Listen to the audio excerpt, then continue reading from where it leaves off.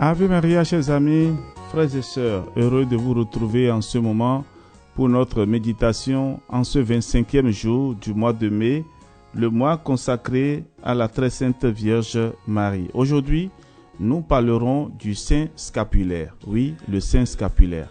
Alors, son origine et puis les grâces qui en découlent.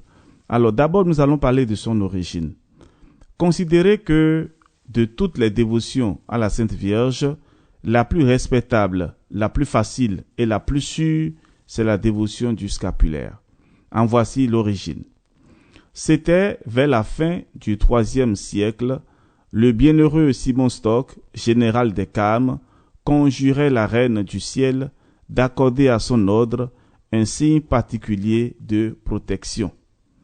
Après plusieurs années de prières et de pénitence redoublées, Marie lui apparut, environnée d'une multitude d'anges, tenant en ses mains le scapulaire, qu'elle lui présenta en disant : « Prenez, mon cher fils, ce scapulaire que j'accorde à l'ordre des Carmes et à tous les confrères, comme un gage de ma bienveillance et de ma protection spéciale. C'est un signe de salut, une sauvegarde dans tous les dangers. Quiconque mourra dans ce saint habit n'endurera jamais les supplices éternels. » Cette céleste apparition et ces consolantes paroles remplirent de joie Simon Stock et tous les enfants du Carmel. Attirés par les promesses de la bonne Vierge, les sujets et les rois affluaient de tous côtés au monastère des Carmes pour recevoir de leurs mains le saint scapulaire. Presque tous les monarques de l'Europe se mirent à porter la livrée de la Mère de Dieu. 20 papes se succédant sur la chaire de Saint-Pierre ont recommandé cette sainte dévotion et l'ont enrichi des trésors de l'Église. De là, le nom de Notre-Dame du Mont-Carmel, donné à la touchante fête qui fut fixée au 16 juillet, jour de l'apparition miraculeuse. Telle est l'origine du scapulaire, chers amis, frères et sœurs, fils et filles bien-aimés de Marie. C'est un souvenir de notre mère. Il vient de sa propre main. Qui de nous ne s'empresserait de se parer d'une si honorable livrée? Des milliers de hauts personnages dans toutes les classes de la société se sont couvertes de cette sainte armure et nous rougirions de les imiter. Portons donc notre scapulaire avec le respect, l'estime et la confiance qu'il mérite. Portons-le toujours, ne le quittons jamais. Un soldat désarmé est à moitié vaincu. Quel malheur de mourir sans avoir ce vêtement de salut. Lorsque nous visiterons un malade, procurons-lui un scapulaire s'il n'en possède pas. Par là, nous lui attirerons la protection de Marie et nous lui assurerons son triomphe sur l'ennemi du salut qui va redoubler d'efforts pour le perdre. Et nous sommes là pour sauver nos frères et sœurs.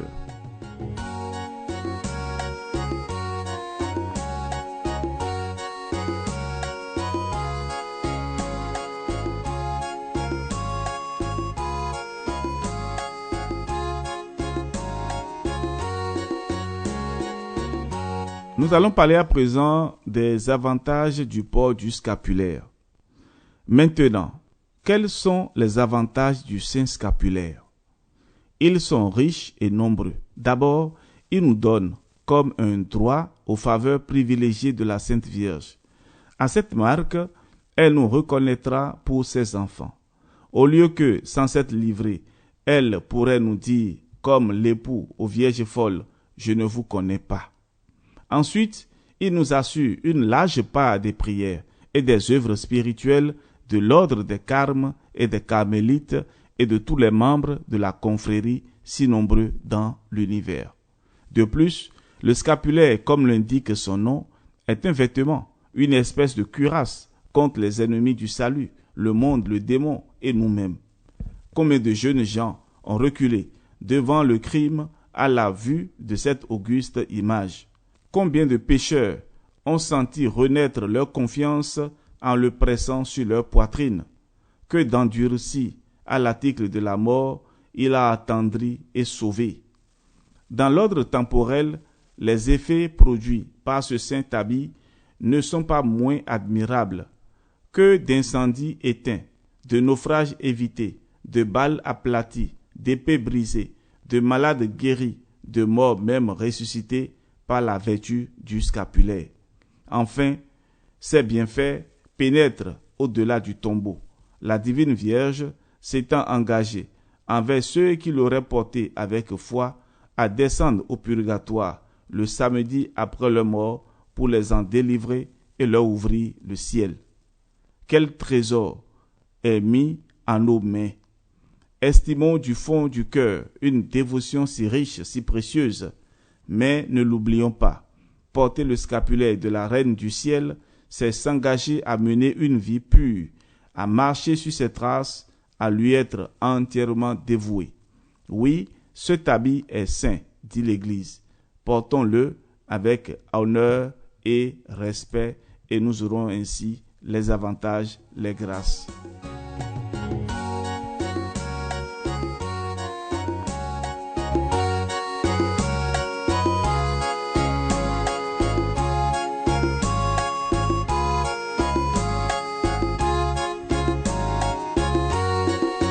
Voici pour nous à présent un exemple.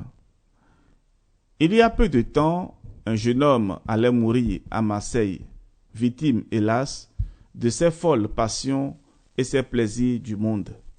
Il avait oublié Dieu, il avait tout quitté, même son scapulaire, et il mourait avec rage et désespoir. Sa sœur, pleine de foi, priait et pleurait en vain auprès de lui.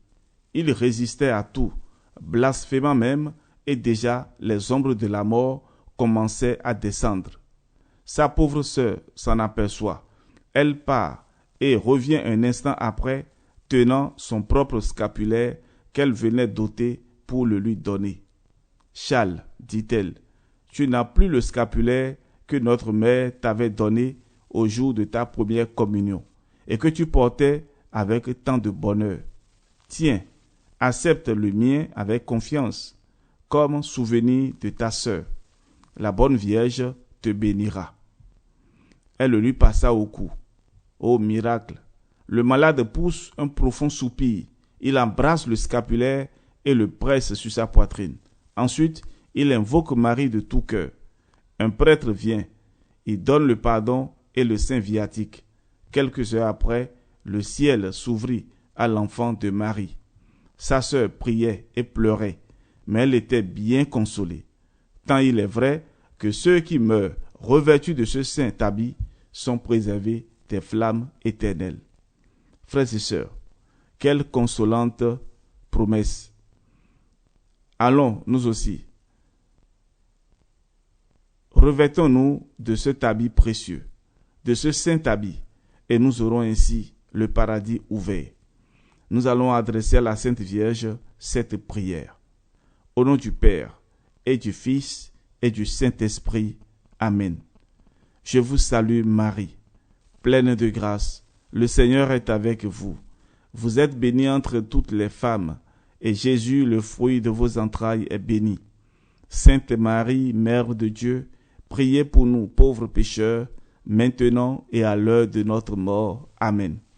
Ô Sainte Vierge Marie, Notre-Dame du Carmel, je m'engage à porter votre saint habit tous les jours de ma vie. Dans les dangers, dans les tentations, je le presserai sur mon cœur, et il sera ma force et mon salut. À ce signe, reconnaissez-moi au moment de la mort pour votre fidèle serviteur, et placez-moi près de vous dans le ciel. Amen. Chers amis, avec cette prière, nous clôturons notre méditation de ce jour. Demain, 26e jour, nous parlerons du Saint-Rosaire ou le chapelet. À tous et à chacun, nous souhaitons la bénédiction du Seigneur et la protection de la Sainte Vierge. À demain. Ave Maria. Votre serviteur, le Père Jean-Raphaël Marie Tonouji. Si vous avez des préoccupations, si vous voulez recevoir aussi directement sur vos smartphones ces méditations, écrivez-nous par WhatsApp, plus 229 67 20 14 14. Soyez bénis. À demain.